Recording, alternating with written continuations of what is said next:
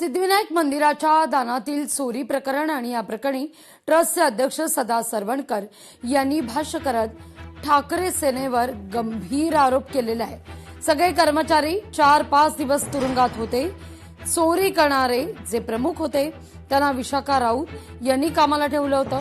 यातील बहुतांश लोक हे उबाडाच्या शाखेत जाणारे येणारे आहेत अशी टीका सुद्धा पत्रकार परिषदेत करण्यात आली आहे। दरम्यान आता सरवणकर यांच्या या वक्तव्यानंतर राजकारण तापण्याची शक्यता आहे की या मंदिरामध्ये काही अघटित अशी घटना घडली होती। काही कर्मचाऱ्यांकडून चोरी करण्यात आली होती आणि ती चोरी अतिशय योजनाबद्ध पद्धतीने पकडण्यात आम्हाला सगळ्यांना यश मिळालं।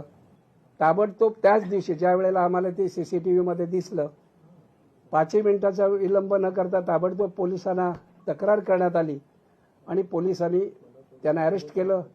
त्यानंतर त्याला सहकार्य करणारे आणखीन जे 8 जण होते त्यांनाही अटक करण्यात आली।